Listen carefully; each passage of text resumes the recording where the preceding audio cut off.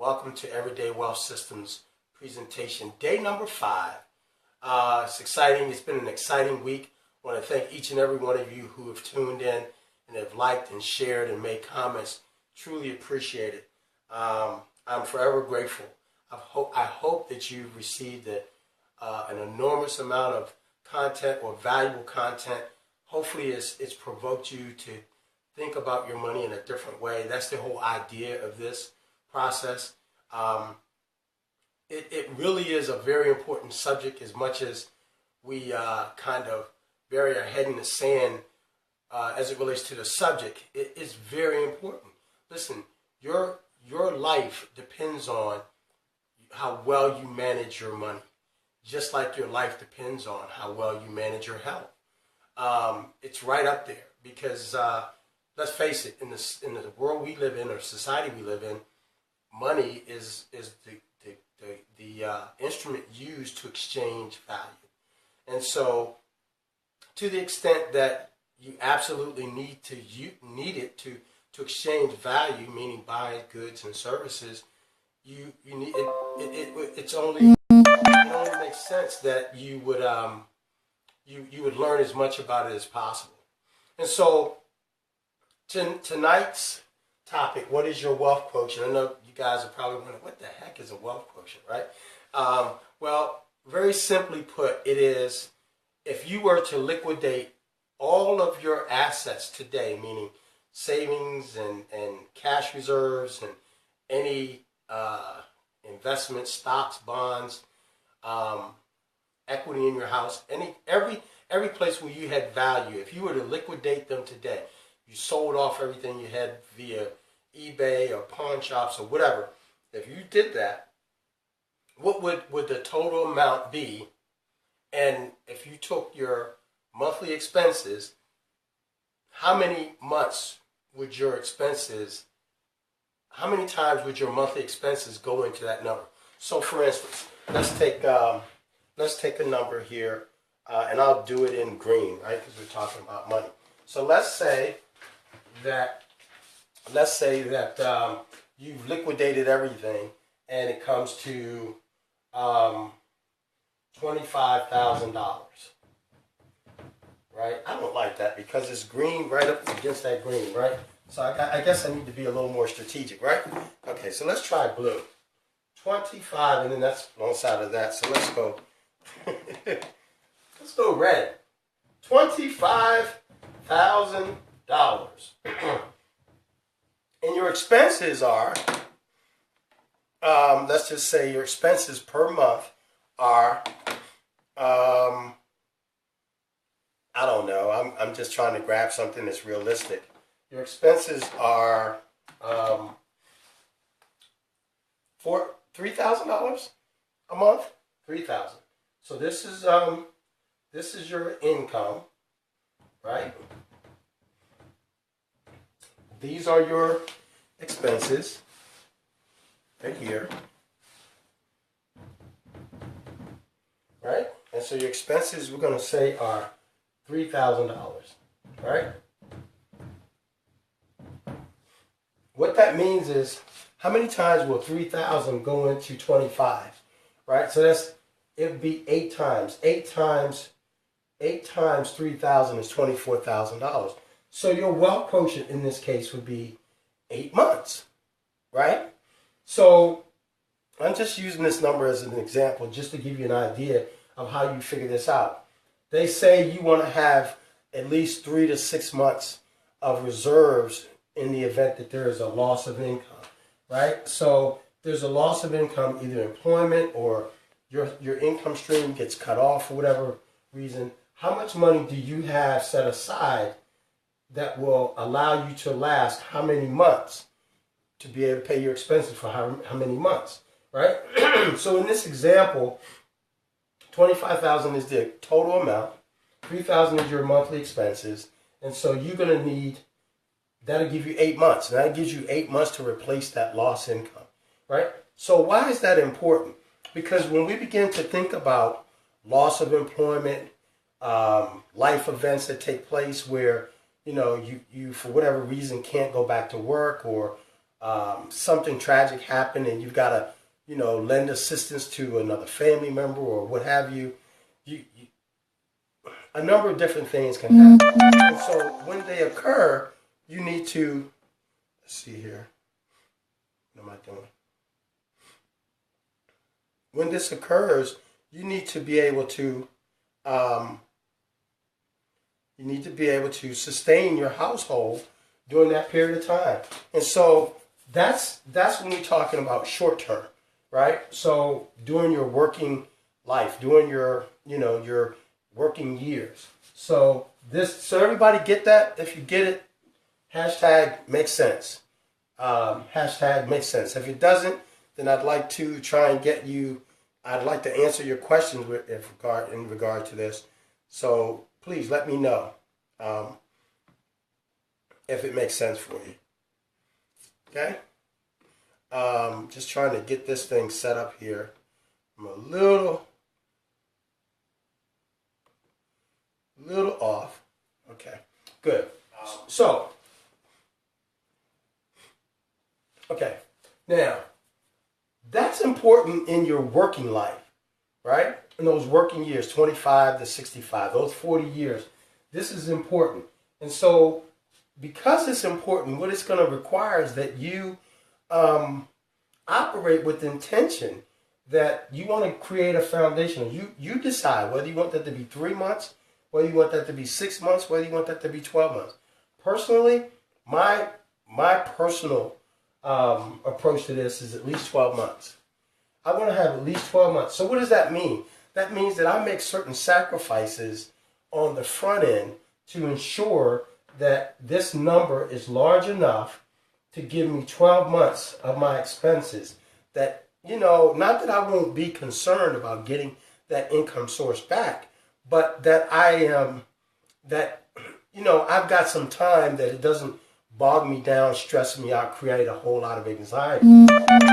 So, more importantly, right? And more importantly, right? Here's why this becomes really important, because now we talk about retirement.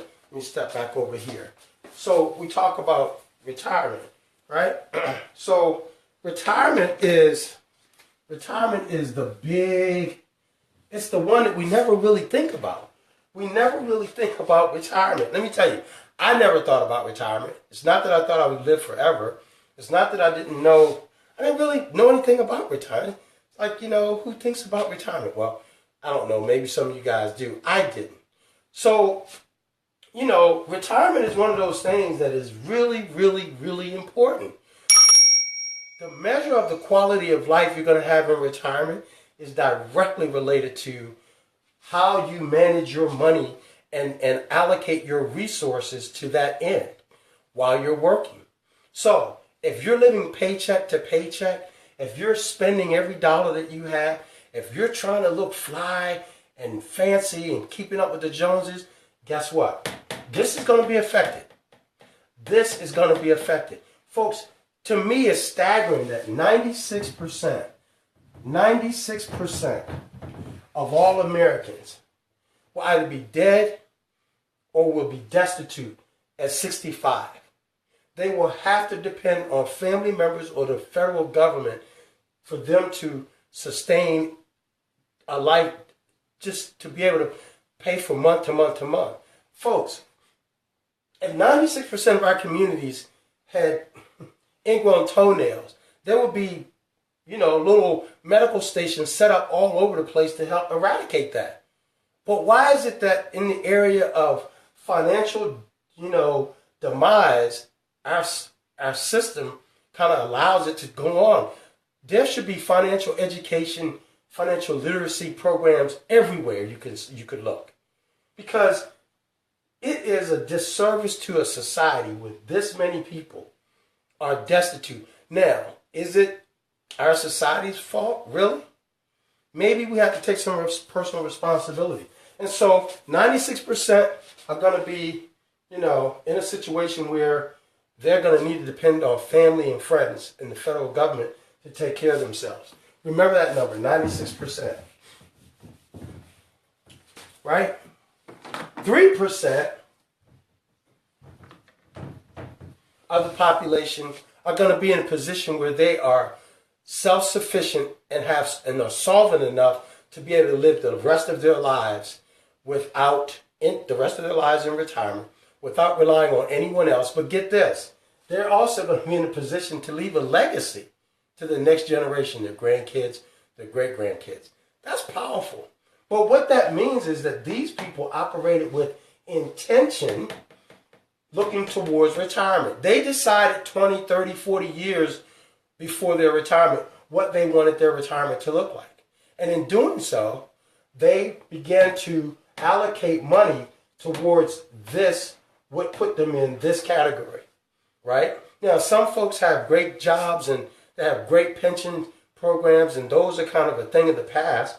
You know, pension programs and employment circles these days just very rarely exist. Most companies will offer you something like a 401k, a TSP, or a 403b, or, you know, some sort of a retirement program.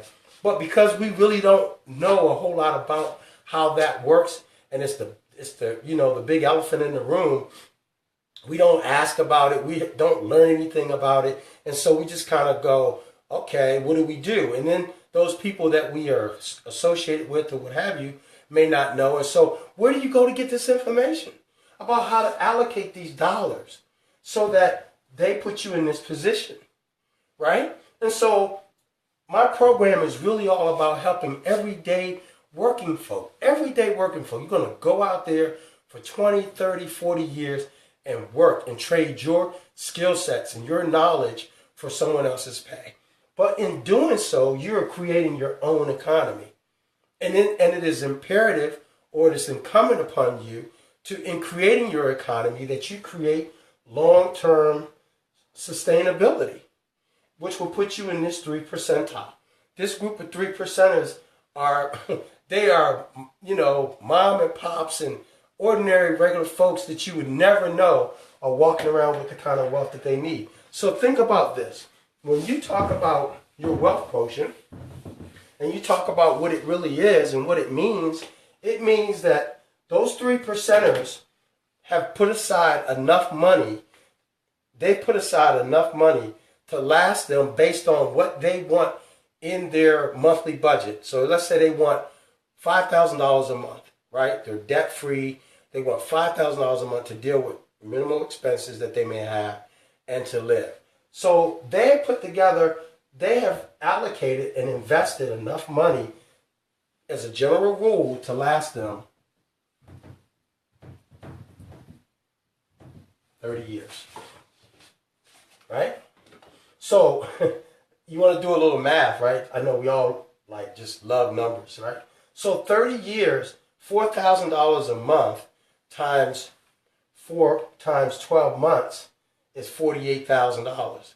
$48,000 times 10 is $480,000. 480 times 4, right, is, you know, a lot of money. 400. I don't have a calculator here handy, but somebody do the math and shoot it to me and let me know exactly what it is. But that's what you have to decide upon in your 20s, your 30s, that you want to, your 40s, that you want to have set aside in order to make sure that you can live a very comfortable lifestyle, right? And so, having said that, the thought is, if you look at your wealth quotient right now, if you take all the funds that, all the money that you have, the cash on hand, savings, other investments, stocks, you know, equity in your home, whatever. You take those dollars and if you were to sell it all today, what would that number be? And then you divide whatever your monthly living expenses is by that number, and you're going to come up with your wealth quotient. And so when you come up with your wealth quotient, you need to decide whether that's enough money for you to sustain yourself in the event of an emergency, right? Now, the larger picture, the bigger question is, how are you preparing yourself for retirement? You know, it's amazing to me. One of the first questions that I ask, and I'll be asking you guys when you come on board with Everyday Wealth Systems, when do you plan to retire? What is your number for retirement? Now, As a society, most of us have heard the number 65, right? So if you work from 25 to 65, that's 40 years, right? But I'm here to tell you that no one gets to assign your retirement date but you. You can decide that you want to retire at 55. You can decide you want to retire at 45. You can decide you want to retire at 35. To that extent, the amount of money that you earn, and from those earnings, the amount of money that you allocate to your retirement is going to determine when you can retire. And folks, when you sit with me or when we go through this process, if you determine what your date is, what your years that you want to retire, I can help you put together a schedule that will show you exactly, probably within maybe plus or minus a year, exactly how much you need to put aside and for how long to get to that retirement date. That's some incredible, that's powerful, because now you're living with intention. One of the greatest losses to not being intentional in your money is, how many of you are walking around with a dream or with a passion? How many of you are walking around with a skill or a talent that were you to share it with the world, not only would fulfill you immensely, but would be of value to those you shared it with? But because we don't have the resources in place to free us up to do that, we are stuck in the grind of everyday, that treadmill of working life, right? And no real freedom to do those things that really give us life. And so the whole idea of everyday wealth system is to really get you to think about being more intentional. Folks, at the end of the day, I've been blessed. Over 40 suits in my wardrobe, 50% of them tailor-made, shoes,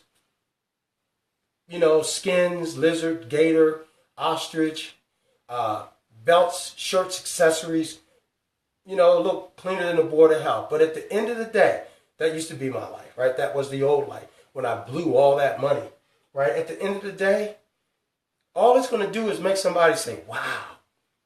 All it's going to do, and that and a bag of Doritos will get you what when it comes to your retirement?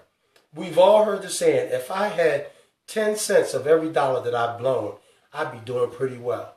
Well, when we did that calculation the other day of how much money you've averaged in your working life versus how many, times how many years you've been working, and I asked the question, how many of you have at least 10% of that set aside somewhere? That's that 10 cents on every dollar that we wasted. There are a lot of things that happen in the climate of our lives, politically, socially, economically, in terms of family, all those things. Folks, when I wake up in the morning and I have the responsibilities of getting out and making my day happen, just like you do, and it's raining, what do? Do I say, wow, it's raining today, I can't go out? No, I get an umbrella. When I go out and it's snow on the ground and I need to still get to and from to take care of my responsibilities, I don't go, it's snow on the ground so I can't go out. I put on some boots or galoshes.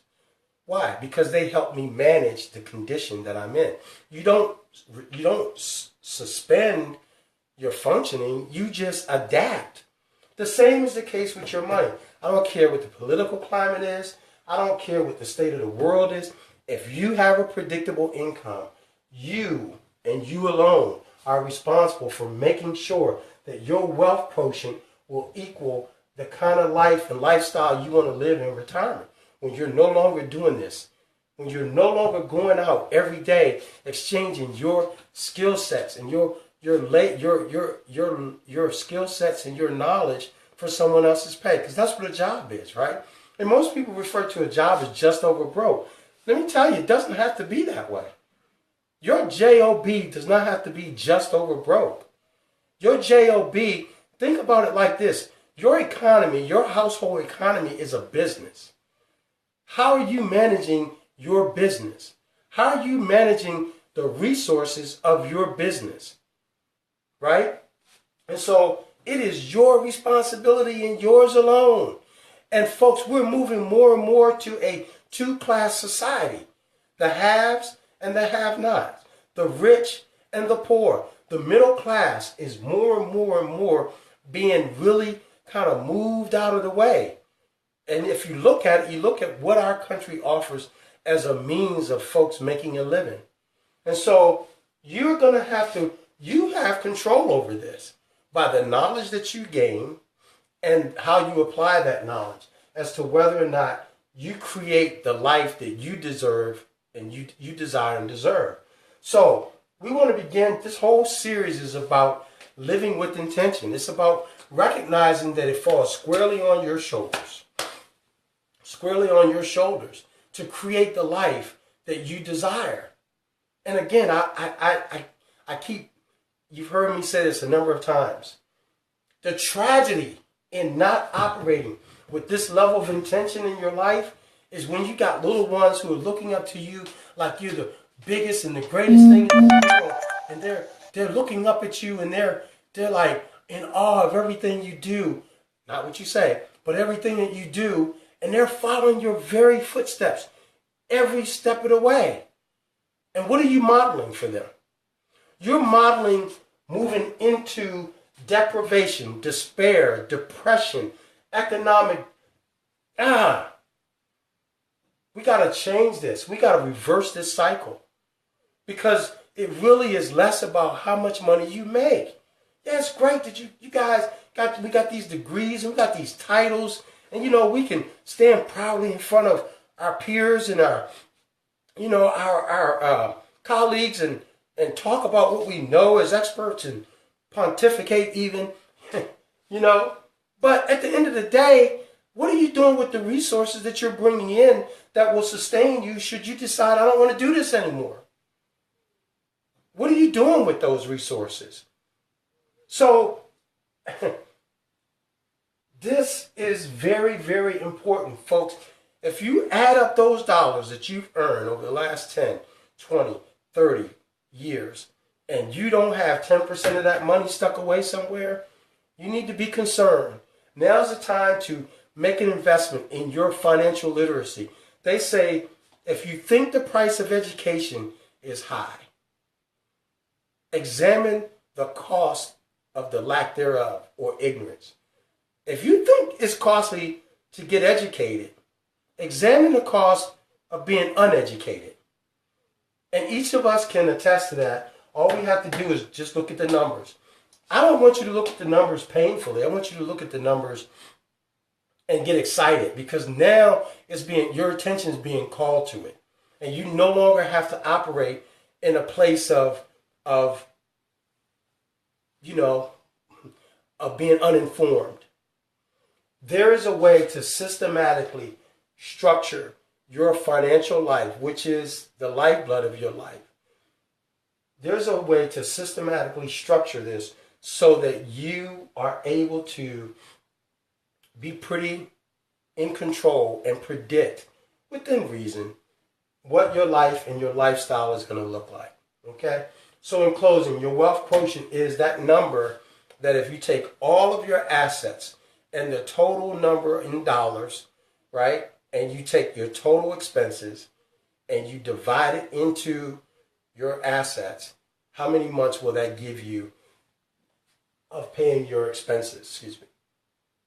And that's your wealth quotient. The idea is that we want to get it to somewhere around 15, 20, 25 years.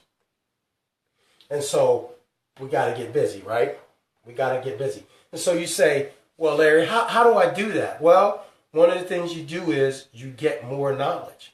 And then more importantly, you begin to apply that knowledge.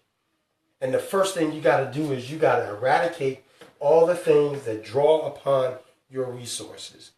Okay? So, in closing, what I want to do is I want to share with you that this whole process has been an awesome week. And I've been really excited and delighted that you guys have showed up and shared your time with me around the topic. It would be wonderful that we could change the world, and I believe we can, one household one neighborhood, one community at a time. But it's each of our personal responsibility to recognize that we have an abundance of resources that come through our households every week, every 2 weeks, every month. And the way we manage those resources largely depends on the kind of lifestyle, and the quality of life that we enjoy. And so it's been a great week. I want to thank you guys for joining me. Looking forward to next week. I'm going to kind of take a break on Saturday. We'll come back Sunday night. And I'll be posting over the weekend to kind of keep you informed. And we'll go from there. Folks, it's been a pleasure. Again, I hope that you will like, share, and comment. We got to spread the word. We've got to begin to revitalize our households and our communities through this knowledge, through understanding how money works, recognizing that it's a tool that affords us, that we can use for our advancement or against, our own best interests. And so I want to thank you again. It's Friday. Have a great weekend, and God bless you. We look forward to talking to you on Sunday. Thank you very much. And remember, there's life after death. All right?